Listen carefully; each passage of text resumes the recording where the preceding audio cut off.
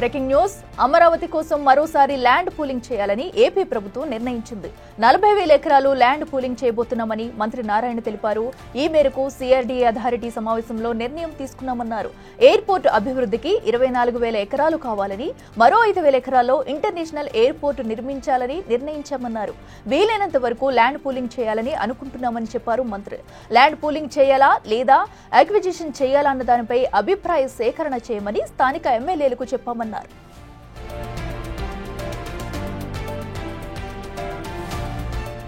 36,000 ఎకరాలు పూలింగ్ లో ఇవ్వడానికి రైతులు అంగీకరించినట్టు స్థానిక ఎమ్మెల్యేలు చెప్పారన్నారు మంత్రి నారాయణ. పెదకూరుపాడు నియోజకవర్గంలో 24,000 ఎకరాలు, తాటికొండ నియోజకవర్గంలో 12,000 ఎకరాలు ఇవ్వడానికి రైతులు ముందుకొచ్చారని చెప్పారు. 5,000 ఎకరాలతో ఒక ఎయిర్పోర్ట్ని నిర్మించారు, శంషాబాద్ ఎయిర్పోర్టు. ఆ ఎయిర్పోర్ట్ ఆ రోజు నిర్మించకుండా ఉంటే ఏదైతే ముందున్న ఎయిర్పోర్ట్లో 10% ఫ్లైట్లు కూడా దిగలేవు. ఫ్లైట్లు దిగినప్పుడు ఇన్వెస్టర్స్ రారు. ఇన్వెస్టర్స్ని అట్రాక్ట్ చేయాలంటే ఖచ్చితంగా ఇంటర్నేషనల్ ఫ్లైట్స్ దిగేటట్టుగా ఉండాలా. అందుకని ముఖ్యమంత్రి గారు దూరదృష్టితో ఆ రోజు హైదరాబాద్లో శంషాబాద్ని హైదరాబాద్ నిర్మించారు. ఆ రోజు ఎంతోమంది అన్నారు ఎయిర్పోర్ట్కి 5,000 ఎకరాలు ఎందుకు, ఉండే ఎయిర్పోర్ట్ చాలదని. నిజంగా అది కానీ నిర్మించకుండా ఉంటే పెద్ద పెద్ద ఇన్వెస్టర్స్ చెన్నైలో దిగి కారులో రావటం, లేదంటే బెంగళూరులో దిగి రావటం చేయరు. వాళ్ళకి ప్రతి గంట ప్రతి సెకండ్ వాల్యూ. అదేవిధంగా అదే దృష్టిలో పెట్టుకుని ముఖ్యమంత్రి గారు ఫ్యూచర్లో మనకున్న ఎయిర్పోర్ట్ సరిపోదు, ఇక్కడికి ఇన్వెస్టర్స్ రావాలంటే ఖచ్చితంగా 5,000 ఎకరాలతో ఒక మంచి ఎయిర్పోర్ట్ నిర్మించాలని ఆదేశించారు. అదేవిధంగా స్మార్ట్ ఇండస్ట్రీస్ రావాలి. అవి వస్తేనే ఏదైతే 34,000 ఎకరాలతో ల్యాండ్ పూలింగ్ తీసుకున్నామో ఆ రైతుల యొక్క ల్యాండ్ విలువ నిలబడుతుంది. ఇలాంటి విలువ నిలబడదు కాబట్టి ఇమీడియట్గా స్మార్ట్ ఇండస్ట్రీస్కి ఒక 2,500 ఎకరాలు. అదేవిధంగా ఒక ఇంటర్నేషనల్ స్పోర్ట్స్ సిటీ నిర్మిస్తే సంవత్సరానికి 2-3 యాక్టివిటీస్ జరిగినా దానివల్ల అనేక హోటల్స్ వస్తాయి, అవి ఫిల్ అవుతాయి. ప్రభుత్వానికి జిఎస్టీ పెరుగుతుంది, సర్వీస్ సెక్టర్ కూడా పెరుగుతుంది. దానివల్ల ఎంతోమందికి ఎంప్లాయ్మెంట్ వస్తుందనే ఉద్దేశంతో ఈ 3 ప్రాజెక్టులు టేకప్ చేయమన్నారు. అయితే ఆ 3 ప్రాజెక్టుకి ల్యాండ్ అక్విజిషన్, ల్యాండ్ పుల్లింగ్ అనే డెసిషన్లో అక్కడున్న ప్రజాప్రతినిధులు అధికారులకు ఇన్స్ట్రక్షన్ ఇచ్చాం. ప్రజల యొక్క అభిప్రాయం ఎలాగో తెలుసుకోమని. ఆల్రెడీ ఎమ్మెల్యే భాష్యం ప్రవీణ్ గారు అక్కడ ఉన్న విలేజ్లతో గ్రామ కమిటీలు పెట్టి మాట్లాడితే దాదాపు 24,000 ఎకరాలను యాక్చువల్గా ల్యాండ్ పుల్లింగ్ ఇవ్వడానికి వాళ్ళు యాక్సెప్ట్ చేశారు. అంటే యాక్చువల్గా మనకు 10,000 ఎకరాలు యాక్చువల్గా ఈ ప్రాజెక్ట్స్ కావాలి. 2,500. అదే 10,000 ఎకరాలు అంటే మనకు మిగిలేది 25% అది చేయటానికి. అంటే ఒక 40,000 ఏకర్స్ తీసుకుంటే ఈ యొక్క 10,000 ఎకరాలు మనకు మిగులుతుంది.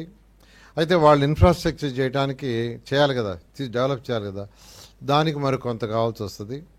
దాని మీద ఫస్ట్ యాక్చువల్గా గ్రామాల్లో ప్రజల అభిప్రాయం తీసుకోమని 2 ఎమ్మెల్యేలకు చెప్పాము. అటు శ్రావణ్ గారికి ఇటు భాష్యం ప్రైవేట్కి 2 చేస్తున్నారు. నేను అనుకోవడం ఇంకో 15 రోజుల్లో క్లారిటీ వస్తుంది. దాని మీద వీలైనంత వరకు ల్యాండ్ పుల్లింగ్లో తీసుకోవాలని, లేదు కాదు అంటే ల్యాండ్ అక్విజిషన్ అయితే వెరీ సింపుల్. 10,000 ఎకరాలు చేస్తే సరిపోద్ది. 10,000 ఎకరాలు తీసుకుంటే డైరెక్ట్గా దాన్ని వాడేస్తాం, అసలు ఇబ్బంది ఉండదు. ల్యాండ్ అక్విజిషన్ అయితే దానివల్ల రైతులు నష్టపోతారు.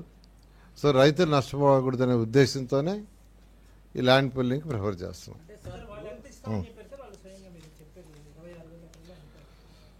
భాష్యం ప్రవీణ్ గారు ఏదైతే డిస్కస్ చేశారో ఆయన విలేజ్లో 24,000 ఎకరాలు యాక్చువల్గా ఆల్మోస్ట్ ఇవ్వటానికి గ్రామ కమిటీలు వాళ్ళు యాక్సెప్ట్ చేశారు. శ్రావణ్ గారు కూడా 3 గ్రామాలు యాక్చువల్గా చేశారు. ఆ 3 గ్రామాలు కూడా యాక్సెప్ట్ చేశారు. అది దాదాపు 12,000 ఎకరాలు వస్తుంది. 12,000 సుమారుగా. రైట్, ఇదే అంశానికి సంబంధించి మరింత సమాచారం అందించేందుకు మా ఎగ్జిక్యూటివ్ ఎడిటర్ అశోక్ లైవ్ లో ఉన్నారు. అశోక్, చెప్పండి, అటు అమరావతి మొత్తంగా కూడా పెద్ద మొత్తంలో ల్యాండ్ పూలింగ్ చేసేందుకైతే ప్రభుత్వం నిర్ణయం తీసుకుంది. మరి ఏ ప్రాంతంలో ఏ ప్రాజెక్టు రాబోతున్నాయి, పూర్తి డీటెయిల్స్ ఏంటి? బేసిక్గా నిన్నటి వరకు పుకారు కింద మాత్రమే ఉందో, ఒక ప్రచారం మాత్రమే జరిగింది అనుకున్నాం. ఇవాళ అఫీషియల్గా మంత్రి నారాయణ ప్రెస్ మీట్లోనే స్వయంగా చెప్పారు మరోసారి ల్యాండ్ పూలింగ్ లేదా ల్యాండ్ అక్విజిషన్కి వెళ్ళబోతున్నాం అనేది. ఇక్కడ ఒక క్లియర్ పిక్చర్ ఏంటంటే, ఇంకా మనకి 40,000 ఎకరాలు ల్యాండ్ పూలింగ్ చేస్తాం అనేది మంత్రి నారాయణ అన్నమాట. ఎందుకు అన్నారు అంటే, దాదాపు 2 నియోజకవర్గాల్లో, తాడికొండ అండ్ పెదకూరపాడు 2 నియోజకవర్గాల్లో ఇక్కడ ఎమ్మెల్యే శ్రవణ్, అక్కడ ఉన్న ఎమ్మెల్యే భాష్యం ప్రవీణ్, వీళ్ళిద్దరూ కూడా ప్రజల దగ్గరికి వెళ్ళి ఒపీనియన్ తీసుకున్నారు. భూములు ఇవ్వడానికి సిద్ధంగా ఉన్నారా లేదా అనేది ఒక ఒపీనియన్ ఓవరాల్గా తీసుకుంటే, దాదాపు పెదకూరపాడు నియోజకవర్గంలో 24,000 ఎకరాలు ఇవ్వటానికి, తాటికొండ నియోజకవర్గంలో దాదాపు 16,000 ఎకరాలు ఇవ్వటానికి సిద్ధంగా ఉన్నట్టుగా ఎమ్మెల్యేల ప్రజాభిప్రాయ సేకరణలో తేలింది. అంటే టోటల్గా 40,000 ఎకరాలు ఆ 2 నియోజకవర్గాల్లో అమరావతి పరిధిలో ఇవ్వడానికి సిద్ధంగా ఉన్నారంటే రైతులే విల్లింగ్గా ఉన్నారు. ఆల్రెడీ 29 గ్రామాల్లో దాదాపు 34,000 ఎకరాలని 2014, 2019 మధ్య 5 ఏళ్లలో రైతులంతా కూడా ఇచ్చారు. సో ఇప్పుడు తాత్కాలిక సచివాలయం ఉన్న భవనాలు కానీ, తాత్కాలిక అసెంబ్లీ ఉన్న భవనాలు కానీ, కొత్త సెక్రటేరియట్, హైకోర్టు భవనం, ఇట్లా నిర్మాణాలు మొదలుపెట్టిన ఈ బిల్డింగ్లన్నీ ఉన్నది కూడా రైతులు ల్యాండ్ పూలింగ్ కింద ఇచ్చిన 34,000 ఎకరాల్లోనే పనులు కూడా ప్రారంభమయ్యాయి. అయితే ఇప్పుడు అడిషనల్గా రీసెంట్గా వచ్చిన ప్రచారం మళ్ళీ ఇంకా భూములు కావాలి, ల్యాండ్ పూలింగ్కి వెళ్తారు అంటూ విపరీతమైన డిస్కషన్ జరిగింది. దాన్ని అఫీషియల్గా ఇవాళ నారాయణ అనౌన్స్ చేశారు. ల్యాండ్ పూలింగ్కి 40,000 ఎకరాలు సేకరించబోతున్నాము, 40,000 ఎకరాలు ల్యాండ్ పూలింగ్ ద్వారా సేకరించబోతున్నాము అనేది. కానీ ఇక్కడ ఒక క్లారిటీ ఏంటంటే, వాస్తవానికి ప్రభుత్వానికి కావాల్సింది 10,000 ఎకరాలు మాత్రమే. ఇప్పుడున్న పరిస్థితిలో ఎగ్జాక్ట్లీ ప్రభుత్వానికి కావాల్సింది రాజధాని నిర్మాణానికి సంబంధించి కేవలం 10,000 ఎకరాలు మాత్రమే అవసరం. అయితే మరి 40,000 ఎకరాలు ఎందుకు ల్యాండ్ పూలింగ్ ద్వారా తీసుకోవాలనుకుంటున్నారు అన్న ప్రశ్న వచ్చినప్పుడు, అది రైతులకు మేలు చేసేందుకు రైతులు విల్లింగ్ ఉన్నారు కాబట్టి ఆ భూములు తీసుకుంటూ ఉన్నాం. అలా తీసుకోవడం ద్వారా వాళ్ళకి రిటర్న్ ఫ్లాట్స్, కమర్షియల్ ఫ్లాట్ కావచ్చు, రెసిడెన్షియల్ ఫ్లాట్ కావచ్చు, ఇవంతా కూడా ఇస్తే రైతులు లబ్ధి పొందుతారు. ఆల్రెడీ 34,000 ఎకరాలు ఇచ్చిన రైతులందరికీ కూడా గత 10 ఏళ్లుగా కౌలిస్తున్నాము. దానితో పాటు వాళ్ళకి ఫ్లాట్ల అలాట్మెంట్ కూడా జరిగింది. అంటే చాలా వాల్యుబుల్ ఫ్లాట్స్, రెసిడెన్షియల్ ఫ్లాట్ కానీ, కమర్షియల్ ఫ్లాట్ కానీ ఇస్తారు. అట్లాగే కౌలు కూడా పే చేస్తారు. దానివల్ల రైతులు లబ్ధి పొందే అవకాశం ఉంది. కాబట్టి అందువల్లే ఈ 34,000 ఎకరాలు ఇచ్చిన రైతులు హ్యాపీగా ఉన్నారు. కాబట్టి ఇక్కడ పక్క 2 నియోజకవర్గాల్లో మరికొంతమంది రైతులు దాదాపు 2 నియోజకవర్గాల్లో దాదాపు 40,000 ఎకరాలు ఇవ్వటానికి ఎమ్మెల్యేల ముందు వాళ్ళు ఒప్పుకున్నారు. కాబట్టి సో వాళ్ళు విల్లింగ్తో ఎక్కడ వాళ్ళని బలవంతంగా వాళ్ళ దగ్గర నుంచి భూములు లాక్కునే ప్రయత్నం ఎక్కడా చేయం. ల్యాండ్ పూలింగ్ అనేది రైతుకి సిఆర్డిఐకి మధ్య జరిగే ఒప్పందం, ఒక లీగల్ అగ్రిమెంట్. అది రైతు విల్లింగ్తోనే తన డాక్యుమెంట్లు తీసుకొచ్చి సిఆర్డిఐకి రిజిస్ట్రేషన్ చేస్తారు. ఇది మ్యూచువల్ అగ్రిమెంట్ అది. సో అందులో భాగంగా మరొక 40,000 ఎకరాలు ల్యాండ్ పూలింగ్ ద్వారా చేస్తాం. వాస్తవానికి ల్యాండ్ అక్విజిషన్కి వెళ్దాం అనుకుంటున్నాం. అంటే భూసేకరణ, ల్యాండ్ పూలింగ్ కాకుండా భూ సమీకరణ కాకుండా భూ సేకరణ ద్వారా, అంటే రైతులకు డైరెక్ట్గా ఎకరాకింతని మార్కెట్ వాల్యూ లెక్కగట్టి ఇచ్చేయటం అనమాట. అలా ఇచ్చే క్రమంలో 10,000 ఎకరాలు సరిపోతుంది. ఆ 10,000 ఎకరాల్లో ఎందుకు అంటే, ఒకవేళ 5,000 ఎకరాల్లో కనీసం ఎయిర్పోర్ట్ నిర్మించాలి అని. అంటే ఆల్రెడీ గన్నవరం ఎయిర్పోర్ట్ ఉంది కదా, ఇంటర్నేషనల్ ఎయిర్పోర్టే కదా, మళ్ళీ ఇక్కడ అంతగా దానికి దీనికి డిస్టెన్స్ 40 కిలోమీటర్లు కూడా లేదు కదా. మన జగన్మోహన్ రెడ్డి కూడా అదే రకమైన కామెంట్ చేశారు. పక్కనే ఎయిర్పోర్ట్ పెట్టుకుని ఇంకో ఎయిర్పోర్ట్ కట్టాల్సిన అవసరం ఏంటి అని మన ప్రెస్ మీట్లో ప్రస్తావించారు. 40 కిలోమీటర్ల డిస్టెన్స్లో 2 ఇంటర్నేషనల్ ఎయిర్పోర్ట్లు ఎందుకు అని. ఇప్పుడు నారాయణ దాని మీద కూడా క్లారిటీ ఇచ్చే ప్రయత్నం చేశారు. ఏమంటే, హైదరాబాద్లో బేగంపేట ఎయిర్పోర్ట్ ఉంది కదా అని శంషాబాద్ ఎయిర్పోర్ట్ కట్టకుండా మానలేదు కదా. సో అక్కడ కూడా దానికి కూడా 40 కిలోమీటర్ల డిస్టెన్స్ ఉంటుంది. కానీ కట్టబట్టే కదా ఈరోజు శంషాబాద్ ఎయిర్పోర్ట్లో దిగే ఫ్లైట్ల సంఖ్యని బేగంపేట ఎయిర్పోర్ట్లో దిగిన ఫ్లైట్లను లెక్కేస్తే 10% కూడా బేగంపేట ఎయిర్పోర్ట్లో దిగేవి కాదు. అలా ఇంటర్నేషనల్ ఎయిర్పోర్ట్ ఉంది కాబట్టి హైదరాబాద్కి పెట్టుబడులు వస్తున్నాయి.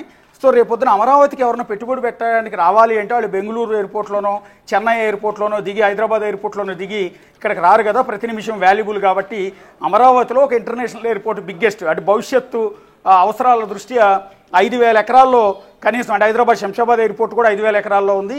సో అమరావతిలో కూడా 5,000 ఎకరాల్లో ఒక ఎయిర్పోర్ట్ నిర్మాణం చేయాలి. దానికి ఒక 5,000 కావాలి. అట్లాగే 2,500 ఎకరాల్లో స్మార్ట్ ఇండస్ట్రీస్ నిర్మించడానికి భూములు కావాలి. అట్లాగే వీటితో పాటు 500 ఎకరాలు స్పోర్ట్స్ విలేజ్ నిర్మాణానికి. గతంలో 34,000 ఎకరాలు ల్యాండ్ పూలింగ్ చేసినా కూడా అందులో ఈ రెండు లేవు. స్మార్ట్ ఇండస్ట్రీస్ కానీ స్పోర్ట్స్ విలేజ్ కానీ ఈ రెండు ప్రపోజల్స్ గతంలో లేవు. ల్యాండ్ అలొకేషన్ దేనికి దానికి చేసేసినా కూడా లేవు. అందువల్ల స్పోర్ట్స్ విలేజ్ నిర్మాణానికి కావచ్చు, స్మార్ట్ ఇండస్ట్రీస్ కావచ్చు 5,000 ఎకరం కావాలి. ఎయిర్పోర్ట్ నిర్మాణానికి 5,000 ఎకరం, అంటే టోటల్గా 10,000 ఎకరం ప్రభుత్వానికి కావాలి. ఒకవేళ రైతులు కనుక ల్యాండ్ పూలింగ్కి వద్దు అంటే కనుక 10,000 ఎకరాలు మార్కెట్ వాల్యూ ఎంత అయితే అంత రేటు కట్టి రైతులకు నేరుగా డబ్బులు చెల్లించి ఆ భూముల్ని తీసుకుని అందులో ఎయిర్పోర్ట్ నిర్మాణం కావచ్చు, స్పోర్ట్స్ విలేజ్ కావచ్చు, ఇవన్నీ కూడా చేయాలనుకున్నాం. ఇందులో భాగంగానే రైతులు ప్రజల ఒపీనియన్ తీసుకునే ప్రయత్నం చేసినప్పుడు వాళ్ళందరూ కూడా మేము ల్యాండ్ పూలింగ్కే ముందుకు వస్తా ఉన్నారు. ల్యాండ్ అక్విజిషన్ అంటే మార్కెట్ వాల్యూ ఎంత ఉంటే అంత డబ్బులు ఇస్తే అవి తీసుకోవడానికి రైతులు ఒప్పుకోవటంలా. మేము ల్యాండ్ పూలింగ్ కింద భూములు ఇస్తాము, మనం ఒప్పందం చేసుకుని మీరు మాకు రిటర్నబుల్ ఫ్లాట్లు మాకు ఇవ్వండి, అది రెసిడెన్షియల్ కమర్షియల్ ఇవ్వండి, కౌలు ఇవ్వండి అనేది రైతుల నుంచి వచ్చిన విజ్ఞాపన. సో ఆ నేపథ్యంలోనే ఎంతమంది రైతులు భూములు ఇవ్వడానికి సిద్ధంగా ఉన్నారు? మొదట ల్యాండ్ అక్విజిషన్కి వెళ్దాం అనుకున్నారు. 10,000 ఎకరాలు సరిపోతుంది కదా మనకి, ల్యాండ్ అక్విజిషన్కి వెళ్దామని ప్రజాభిప్రాయం తీసుకున్నప్పుడు Tadikonda MLA Shravan and Pedakurapadu MLA Bhashya Praveen ఇద్దరు కూడా రైతుల దగ్గరికి వెళ్ళి వాళ్ళందరూ ఒపీనియన్ తెలుసుకుంటే వాళ్ళు ల్యాండ్ అక్విజిషన్ కంటే కూడా ల్యాండ్ పూలింగ్కి వెరీ మచ్ ఇంట్రెస్టింగ్గా ఉన్నారు. సో అందులో భాగంగా అక్కడ పెదకూరుపాడు నియోజకవర్గంలో 24,000 ఎకరాలు అండ్ 16,000 ఎకరాలు తాటికొండ నియోజకవర్గంలో టోటల్గా 40,000 ఎకరాలు మేము ఇస్తామని స్వచ్ఛందంగా రైతులే ముందుకు వచ్చారు. కాబట్టి ఆ 40,000 ఎకరాలు తీసుకుని వాళ్ళకి రిటర్న్ ఫ్లాట్స్ అన్నీ కూడా ఇచ్చేసి ఒప్పందం చేసుకోవడానికి ముందుకెళ్తున్నాము అనేది వాళ్ళ నారాయణ చెప్పిన కంపెనీ.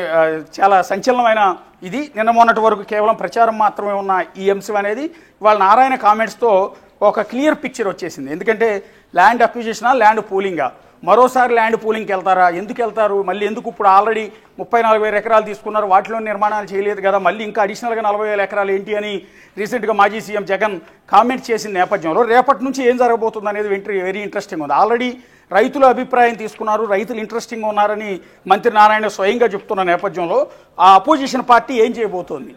సో ఈ ల్యాండ్ పూలింగ్ని వ్యతిరేకిస్తుందా, అప్రూవ్ మద్దతిస్తుందా అనేది చూడాల్సి ఉంటుంది. ఎందుకంటే అమరావతిలో రాజధాని అంటే వైఎస్ఆర్ కాంగ్రెస్ పార్టీ ఒప్పుకోదు.